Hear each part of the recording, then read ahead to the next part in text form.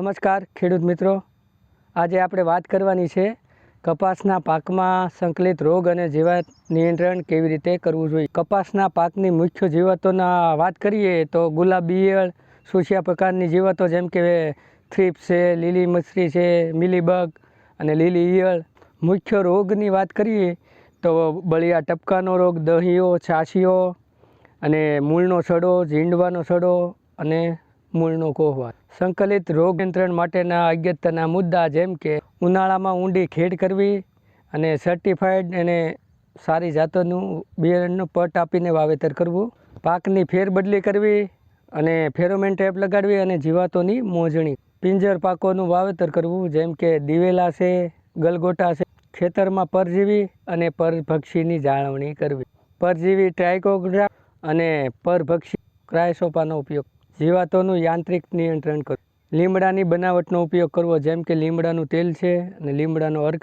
NPVનો ઉપયોગ ખેતરમાં પક્ષી ટેકા ગોઠવવા અને ગુલાબી ઈયળનું જૈવિક નિયંત્રણ કરવું। સુસિયા પ્રકારોની જીવાતો જેવી કે થ્રિપ્સ, મોલોમછી, લીલી મસરી, સફેદ મસરી, આ જીવાતોના નિયંત્રણ માટે લીમડાનું તેલ છે, બેવેરિયા બેસિયાના એનો 50 ml પ્રતિ પંપ ઉપયોગ।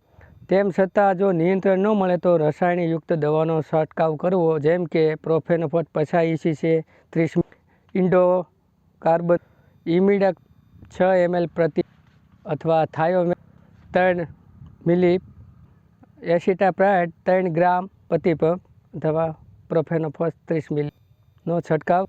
ઈયળોના નિયંત્રણની વાત કરીએ તો જૈવિક નિયંત્રણમાં બેવેરિયા પ્રતિ પંપ 50 ગ્રામનો ઉપયોગ કરવો। તેમ છતાં જો ઈયળોનો ઉપદ્રવ વધારે જણાય તો રસાયણયુક્ત દવાનો ઉપયોગ કરવો।